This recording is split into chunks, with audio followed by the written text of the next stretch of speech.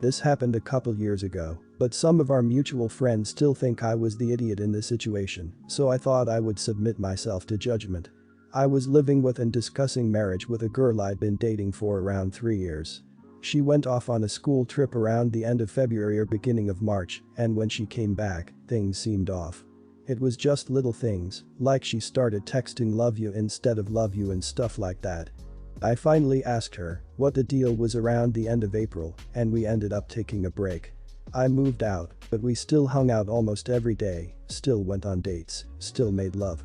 I had bought her a new cell phone around the time she got back, an LG V10, believe it or not this is important. Around the end of May or so, the phone malfunctions and boot loops endlessly, as they are known to do.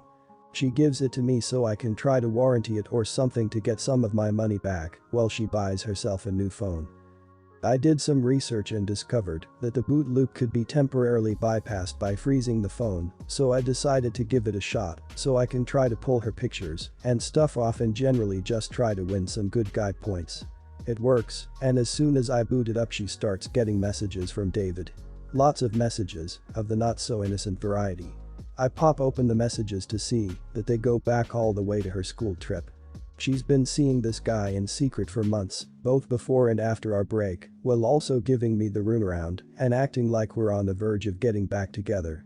It's also clear that he doesn't know about me at all. Every time he tries to make plans with her while we were doing something, she was just making excuses like spending time with family.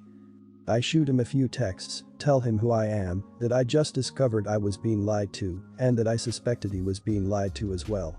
Turns out he was recently divorced because his wife had been cheating, and he was horrified to discover that he had been the other guy.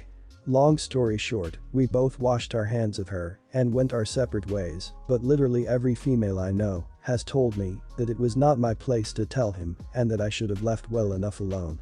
I even had to leave my job because the women there ostracized me so heavily because of it. The way I see it, he deserved the truth and I helped him dodge a major bullet before it could hurt him as it hurt me. Clearly, she was the idiot for cheating, but am I the idiot for exposing it? Not the idiot. I'd never let somebody get cheated on if I could help it, and it serves her right for cheating on you. Anyone who says you shouldn't have meddled in their business doesn't realize that it's your business too if she is lying to you, and if you didn't say anything she would have gotten away with it and probably went on to hurt that guy who's already been hurt enough. You did the right thing. People don't always agree with it, but if they were in that guy's shoes they'd sure as hell want to know. Not the idiot. I really don't understand what kind of women you know where so many of them would think this. I am a woman and I definitely think you had every right to tell him, and most of the women I know would think the same thing. I have a really hard time believing that so many women would hold this against you that you had to leave your job over it.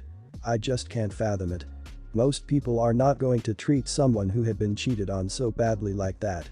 It's one thing if you had just been casually dating her, quite another when you two lived together and were talking marriage. Not the idiot. She shouldn't have cheated on two different guys. The other guy 100% deserved to know just as much as you did. I am female and I'm not sure what type of women you associate with, but they seem like morons. I would ask them if a guy was cheating on their female friend and the other woman didn't about it, would they still think it's wrong to tell the other woman and both ditch him? Chances are they would say it was just girls looking out for each other and be quite proud of it. Good on you, I hope she learned her lesson. What I thought would be a total non-issue has ballooned into a huge problem, and I'm up at 7:05 AM dealing with it. I figured while I wait for a text, I could post here to see if what I did was really that bad. I'm a big fat man, there's no way around it. I love to eat, which probably borders on addiction, but I figure since I'm only hurting myself, it's probably better to just live my life. I have some great friends, although there is no doubt I'm the harmless funny token fat guy of the otherwise pretty good looking group. I guess that sets the stage enough. Last night my friend hosted UFC, and I was invited. He got a 6-foot party sub. I also brought homemade wings that are sort of my specialty. Well, of course, people flocked to the food and I had basically one serving of the sandwich, but people devoured my wings and I didn't get to have a single one. Which is totally fine, that's why I brought them, but maybe an hour later I was starving. I kept eyeing the sandwich, and I'd say there were about 3 feet of it left. I waited an hour, then another half hour, and no one had touched it, but they were still munching on chips, pretzels, and whatnot. So I was like, screw it. I took about half of what was left and ate it. Then the last half sat for another 10 or 15 minutes, and no one said anything, so ate the rest. Well, to be sure, as I was swallowing the last bite, the host's girlfriend asked where the sandwich was. Like I was the guilty party, pretty much everyone pointed at me. I guess they'd noticed me eating the sandwich. She was furious and said that I was an incredible pig and that I had been super selfish to eat 3 feet of a sandwich. I felt so bad. I tried to explain to her that I really did wait over an hour and thought people had lost interest. I also tried to explain how everyone had eaten my wings, and she said something along the lines of, "You brought them to share, Alan. If someone had eaten over half by themselves, that's not freaking sharing, is it?" I offered to order pizza or even go get Subways, and she said that it was a pathetic offer because the party sub had been from a local shop owned by her friends. I said I was sorry, but the night was so tense from then on out. I woke up this morning to several texts from my twin sisters, the host's girlfriend's best friends, saying that I had to get myself under control and that everyone is really mad at me and that I embarrassed myself last night. I tried to explain to them what my mindset had been and they haven't responded. Was I the idiot for eating that much of the sandwich last night? You're the idiot. Eat before you go to a party so you don't do that again. I'm also a heavy eater. I'd never even consider eating that much of something at a party or get together. Letting it sit for an hour doesn't mean anything. Others might have just been waiting to grab it after the fight. You said in a comment you polished it off during the fight. The wings prove the point. You were bummed that others ate all the wings and you didn't get a chance to have any, just like the people complaining about the sandwich they brought. Everyone's the idiot here. You were wrong to have almost all of the party sub. It was selfish. The host's girlfriend should not have shouted at you. She caused a scene and made things uncomfortable. Your offer to order more food was a good enough apology for getting carried away with the sub. It may well be the case that you do this often and your friends are all a bit sick of it. Shouting at you and causing a scene is not the way to bring it up, but it might be worth considering that your behavior around food might be a source of irritation in your group. You're the idiot. Wings are cheap. A 6-foot sub isn't. You ate over half. That was their special midnight snack or breakfast. Their response was poor as it was emotional. As you know, it is really frustrating when you want to eat something, you wait until you are ready, then it's not available. Being large can inconvenience everybody in your life. But it doesn't have to. Think of how you affect others with your issues, try to mitigate the inconvenience you cause, and people will love you for your compassion. My daughter Molly, 13, plays football, that's English football or soccer by the way, for a team, and they train every Sunday. She has been playing for years but has only been with this team for a few months. Molly loves football and is very talented, and her coach Chelsea is very pleased with her. However, on the team, there are a group of 5 girls who don't like Molly. They all go to the same school, and their parents all know each other, and as often happens with teenage girls, it gets quite cliquey and territorial. This group sees themselves as the real team and pretty much only works with each other during matches and doesn't support anyone who isn't in their group. Molly has been told by this group that she isn't welcome. The worst of them is a girl called Amy. A talented player, but really dislikes Molly for some reason. She has made Molly cry before and has only gotten worse after being told by Chelsea to tone the mean girl stuff down. The day was a big match and Molly scored what turned out to be the winning goal. What should have been a happy day turned bad when Molly came out of the locker room in tears, saying that Amy and her friends had hidden her stuff and that Amy had told her she was useless and only on the team because Chelsea felt sorry for her. Chelsea found the stuff and had a word with Amy and her mum, saying that any more bullying would result in her being kicked off the team. This made Amy cry, and Amy's mum then had a go at me, saying Molly needs to grow up and accept what she calls typical girls teasing each other. I know the difference between teasing and bullying, and as an adult, she should too. The thing is that if Amy gets kicked out, her gang of bullies will still be there, and I can't imagine it would be much fun for Molly if it was there. Chelsea has said that she'd be willing to kick out Molly's group as well if they cause trouble, as enough girls are trying to get a place on the team to replace them. But I feel like that would cause problems down the line, especially with the other parents. Molly spent most of the day crying, and due to that, I am thinking of pulling her out of the team. She loves football and is good at it, but if she's leaving something that she's supposed to be having fun in tears, then we have a problem. We can find her another team since there are loads out there. The only problem is that I feel like if I pull her out, she may come out feeling like she was the problem and that she's being punished even though she's the victim, especially since Chelsea is willing to deal with the bullies once and for all, so it feels like we are letting them and their parents win. Molly does have friends on the team and would miss them if she's made to leave by me. You would be the idiot if you pull her out when she doesn't want to be.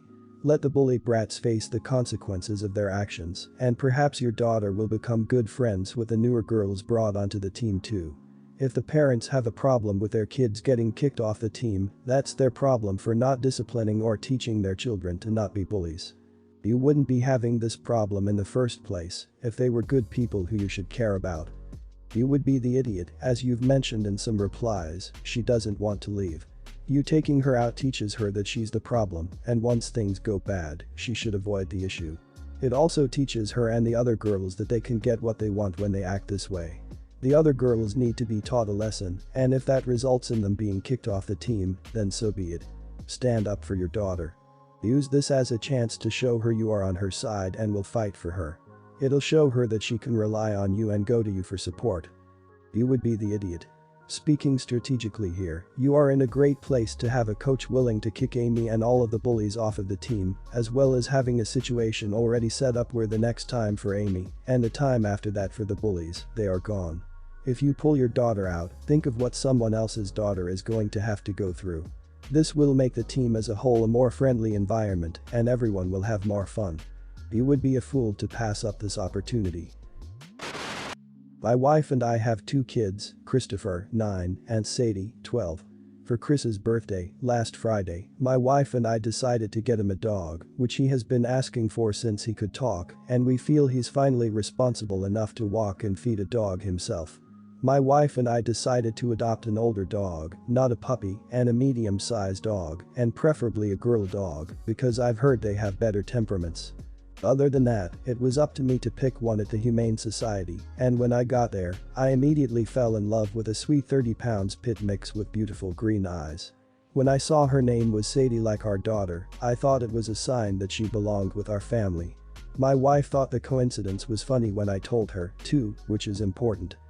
So I arranged the adoption, and the shelter agreed we'd pick her up last Friday after a birthday dinner for Chris. I pretended we were stopping at another place in the plaza and went inside and came out with dog, Sadie. Both kids were thrilled, but Chris was the happiest I'd ever seen him, and everything was perfect until I told them her name. My daughter Sadie instantly said it was super embarrassing to have the same name as the dog and immediately insisted that Chris change Sadie's name. She kept trying to make him promise, but she was already spoiling the birthday gift before we even left the parking lot, so I told her we'd talk about it later. Well, this week has been hellish. Chris is insistent we keep Sadie's name because she's 4 years old and has had that name her whole life. He says you wouldn't rename a 4-year-old person, and I think he has a point. I also think it's cute and funny that they have the same name. My daughter for some reason is mortified by this and won't even interact with me, her brother, or the dog. My wife, who thought it was cute at first, now says she sees Sadie's point and thinks we need to change the dog's name. I put my foot down because this is Chris's birthday present and his choice. Am I the idiot for not wanting to change the dog's name? You're the idiot. By having the same name as a dog, you're basically telling your daughter she's no more important to you than the dog is. You need to make sure you're giving your daughter the right message. Chris is a little boy and thinks it's funny that his sister is now being demeaned in this way. If your daughter Sadie feels like it's embarrassing, you should respect her enough to call the dog something different. She feels like you're giving her the message that she is as important to you as a dog is. You are the idiot. All you keep replying is about what your 9-year-old son wants and ignoring your daughter's feelings entirely. It was a mistake to give this dog to your son without changing the name or guiding your son to understand it wouldn't in any way be cruel to give the dog a cute nickname to help any confusion. I also am feeling a gender bias, and this situation may end up putting a strain on your relationship with your daughter, but they put the new Sadie first. You're the idiot. I don't even have to explain why if it was a normal person. But since you are a special case, let me just say it is extremely demeaning and insulting for your daughter, especially at her age. Her confidence would take a hit. You are just allowing others to roast her on a platter. And your boy is 9. Trust me when I say this. He will make use of the dog's name to get back at his sister during sibling fights.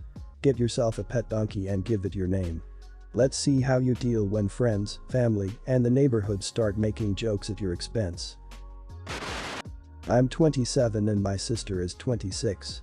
We were close growing up, but as my sister got into her teens she got into partying, trying new substances, negative attention from boys, guys wanting to spend big money on her, the works. She didn't slow down over time in terms of checking in with her mental health, assessing her actions, etc. She grew more and more distant from me, becoming aggressive and hostile. She hated our parents all of a sudden. My mom and dad begged her to go to therapy and even paid big money for her to be seen and booked appointments for her, but she never showed. She had 3 kids with 2 men we'd never even met by 22, which she dumped on my parents after being away from home for so long that we didn't even know she was pregnant. She blamed them because they never gave her an exciting enough life, despite the trips to Disneyland every 3 years and money they spent on us for extracurricular activities. She went to North Carolina for a while, then came back into our lives. My parents insisted that she go into therapy. She's been going for the past 2.5 years and is really on the up. Recently she started to go out again as she feels ready for the dating scene. She met a guy on a Christian dating app of all places and went out on a few dates with him. She came back happy the first time, but the second time she was upset. She told me that she confessed to him that she had 3 babies. He said, "Oh wow, that's a lot. You never told me." I'm sorry, that information changes a lot because I'm not willing to be with someone who has 3 kids already at the age of 26. There was a scene, her words, at the restaurant, and she accused him of shaming her, mom shaming her, that he wasn't even giving her a chance, that she deserved better, etc. She said when she told him the kids had 2 different dads, he had an uncomfortable look on his face. To compound the issue, she went on Facebook and wrote a lengthy rant dishonestly, in my view, accusing him of being a misogynist, and tagged him in it, which obviously employers and future girlfriends might be like, what? I told my sister as gently as I could that he wasn't shaming her, her choices were simply incompatible with his goals. The info I've written about what he said is verbatim what my sister told me, none of that sounds shamey to me. I told her there were plenty of great guys out there who would love to be a part of her life story, but there are also going to be people put off by the fact that she's got 3 kids, and that's okay. They're allowed to be. I said this only knowing that she's been in therapy for over 2 years now, and I felt close enough to her again that I could speak truthfully. I didn't intend to hurt her. My sister reacted horribly and told me that I was also an easy girl shaming her because she has 2 baby daddies, that there's nothing wrong with it. I just stayed quiet as it's obviously a sore topic for her, but I also don't think she's being fair to this other guy. Not the idiot. Both you and the guy weren't shaming her. It is a fact that some guys are not comfortable or just plain do not want to choose a life partner who already have kids or have had many partners prior. Well, it's true that it's her body, her choice, those choices also do come with consequences. Some people, men and women alike, are not interested in being step-parents. Your sister clearly isn't ready to date if she's not able to take rejection in her stride. Her reaction to both his and your feedback is frankly not healthy. Not the idiot. Clearly your sister has a long way left to go. I mean, she met dude on Christian dating app, he wasn't shaming her, but some Christians have some serious beliefs about making love before marriage and multiple partners.